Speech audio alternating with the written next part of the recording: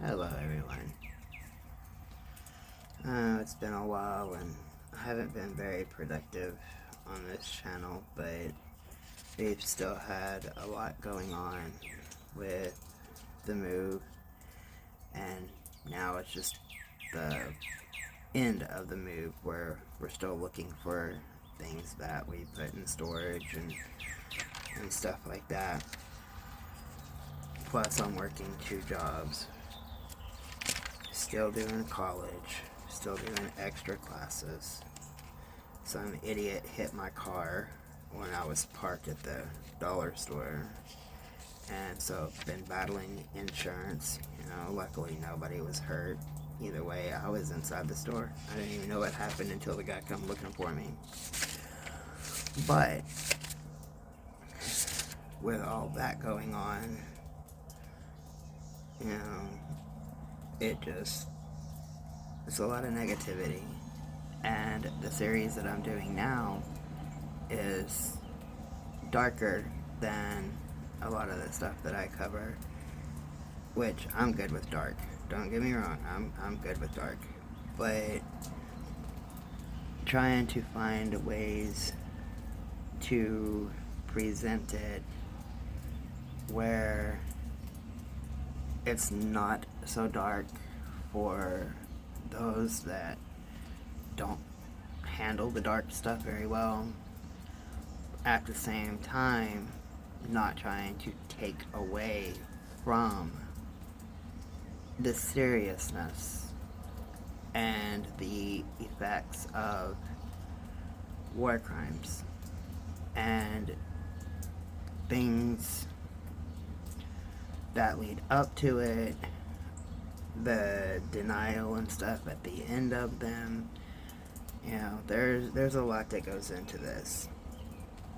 So I have decided that I'm still doing the series on the war crimes, but I'm also going to kind of counter that with a series about the effects of negativity. So I'll be dropping videos for both topics. Couple here, couple there. Trying to even it out a little bit. But in this video, I'm going to go over the 10 stages of genocide, which occurs during war crimes. And, there's a whole subtopic to genocide that the more you research it, the deeper it goes. But the 10 stages of genocide is classification, symbolization, discrimination, dehumanization, organization, polarization, preparation, persecution, extermination, and denial.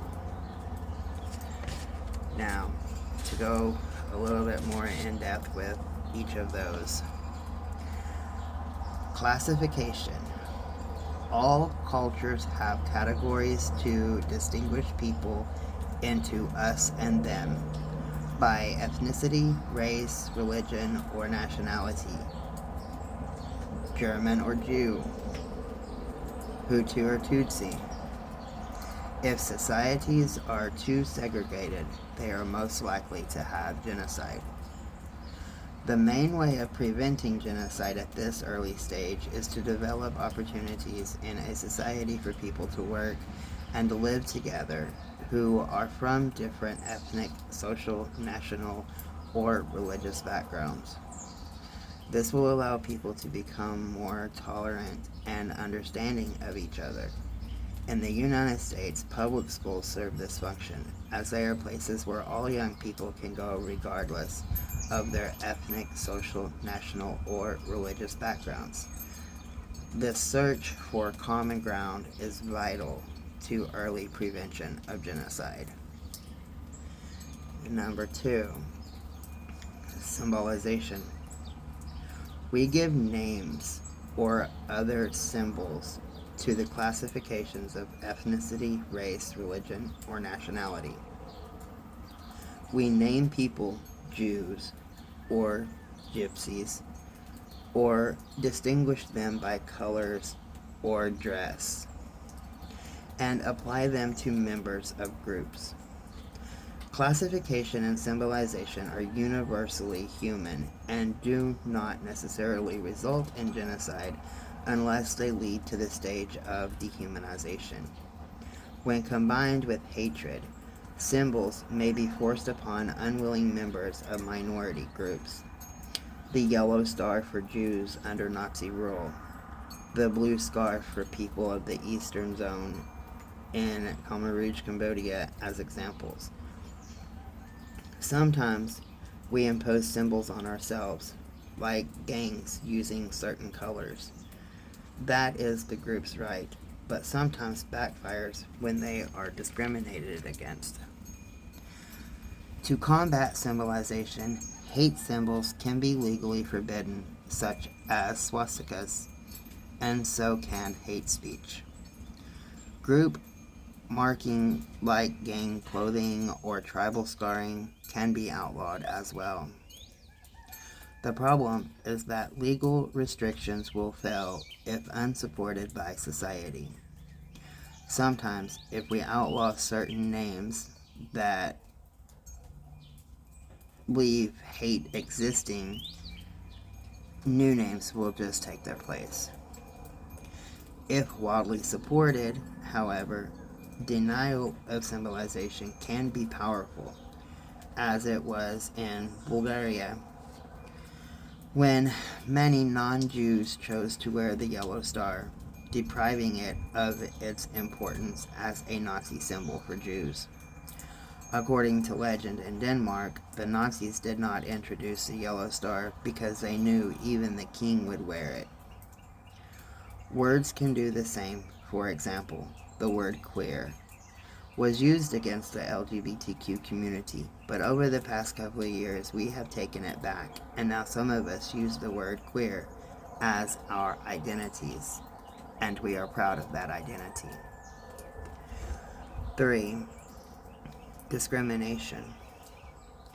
A dominant group uses law, custom, and political power to deny the rights of other groups. The powerless group may not be given full civil rights or even citizenship. Examples include the Nuremberg Law of 1935 in Nazi Germany, which stripped Jews of their German citizenship and prohibited their employment by the government and by universities. Prevention against discrimination means full political empowerment and citizenship rights for all groups in a society. Discrimination on the basis of nationality, ethnicity, race, or religion should be outlawed. Individuals should have the right to sue the state, corporation, and other individuals if their rights are violated. 4. Dehumanization. This is when one group treats another group as second-class citizens. Members of a persecuted group may be compared with animals, parasites, insects, or diseases. When a group of people is thought of as less than human, it is easier for the group in control to murder them.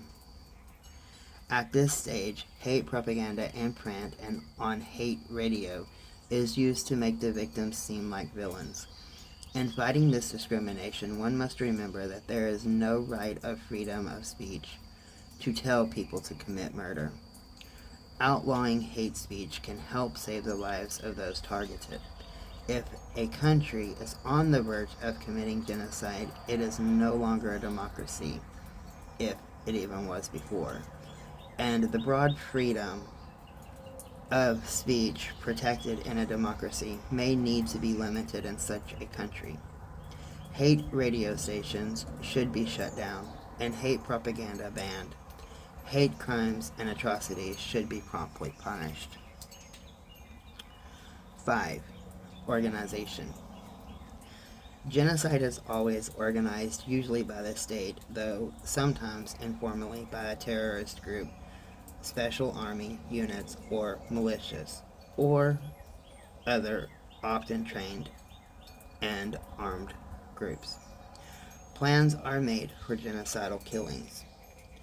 To combat this stage, membership in these militias should be outlawed. Their leader should not be allowed to travel outside of their country where they are able to raise funds or get weapons. The UN should enforce arms embargoes on governments and citizens of countries involved in genocidal massacres and create commissions to investigate violations, as was done in the post-genocide Rwanda. Polarization is number 6. Extremists drive the groups apart. Hate groups broadcast propaganda that reinforces prejudice and hate. Laws may forbid intermarriage or social interactions between groups. Extremist terrorism targets, moderates, and intimidates them so that they are silent.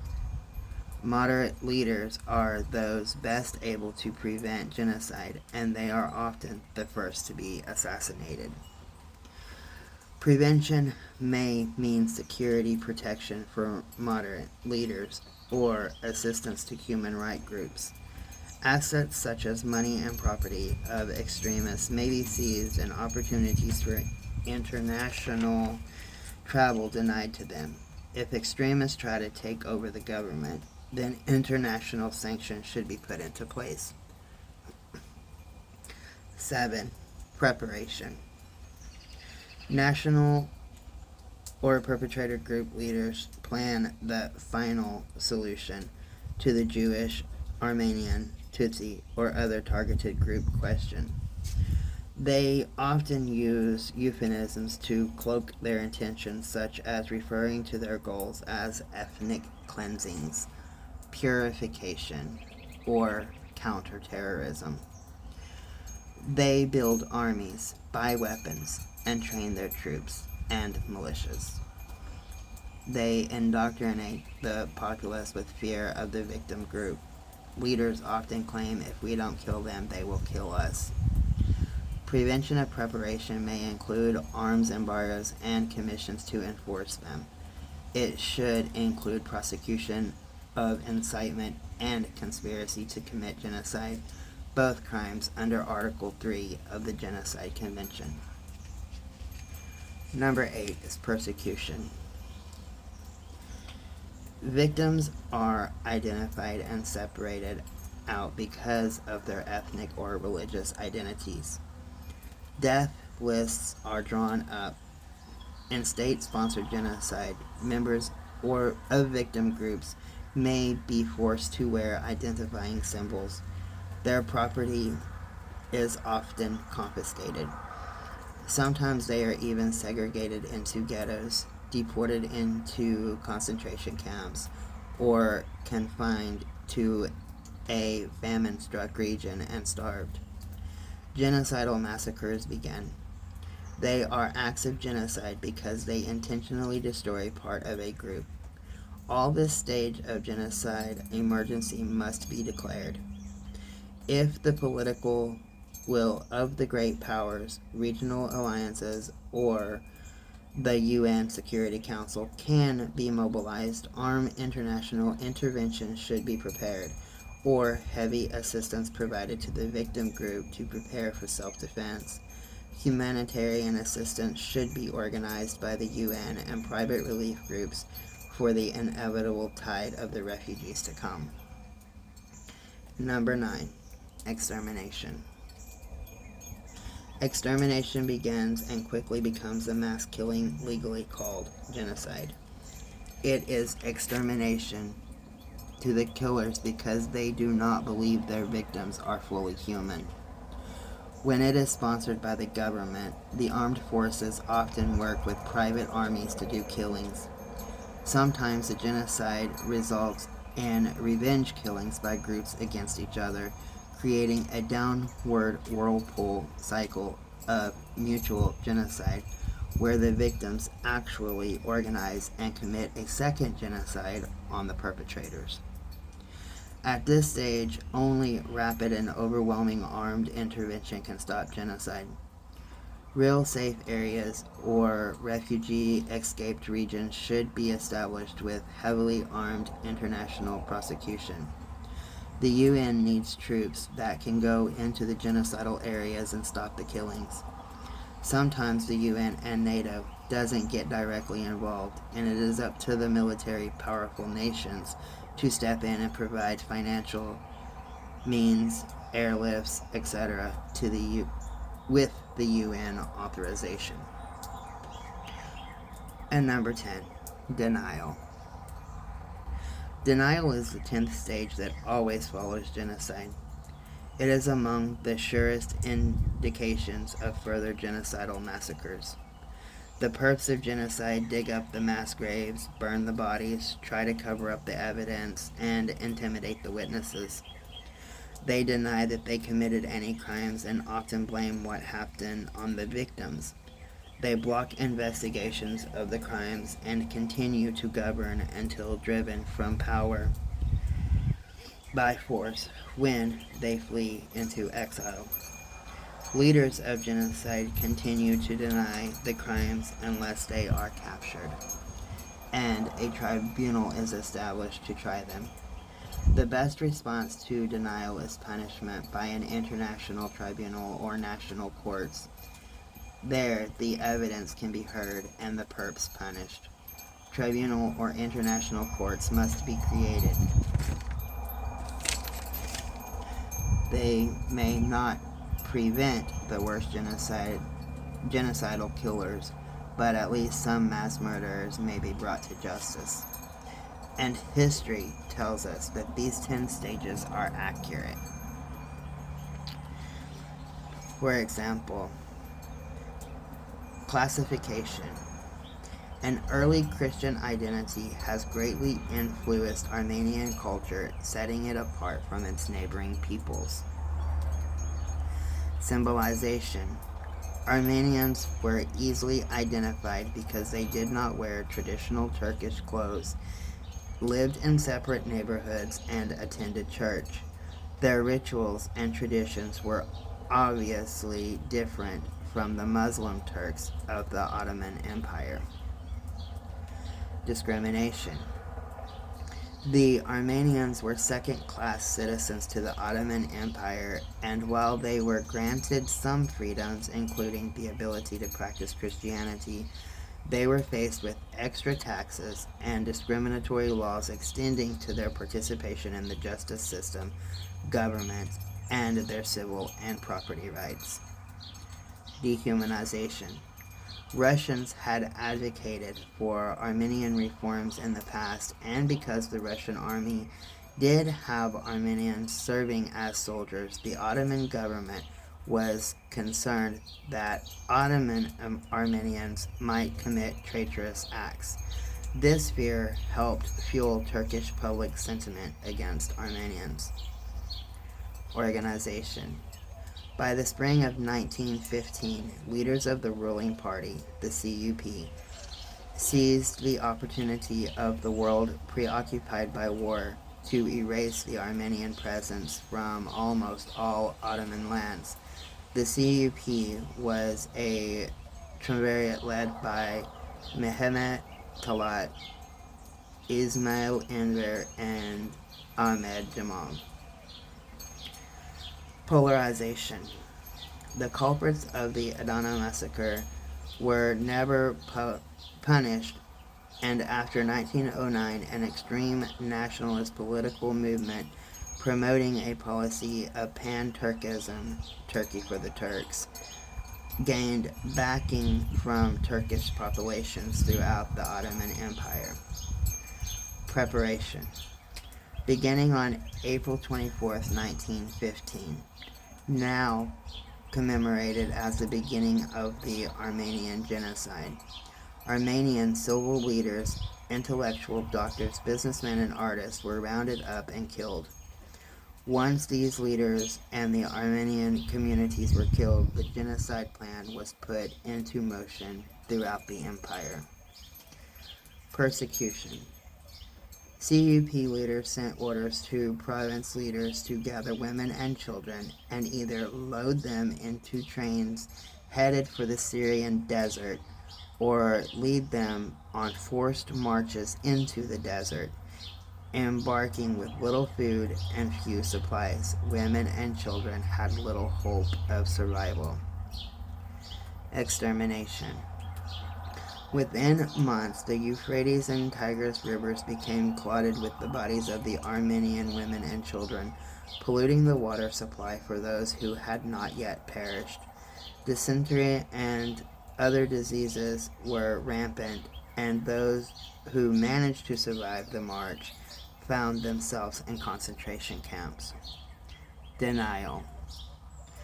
Among a series of actions enacted to counter Armenian genocide, recognition, and education, the Turkish government even passed a law in 2004 known as Article 305, which makes it criminal offense, punishable up to 10 years in prison, to discuss the Armenian genocide. So yeah, there's that. And even in 2004, they were still trying to cover up things that happened in 1915. A lot of governments, and no country is immune to this, a lot of governments try to cover up things, and they do not want us to know about it. They don't want us to care for the lives lost and remember them and all the struggles that they went through while they were just simply trying to live their lives. Now that we have reached the end of this video, I ask that everybody light a candle or say a prayer or whatever it is that you do for all the lives that have been lost throughout the centuries due to genocide. Have a great day, everybody.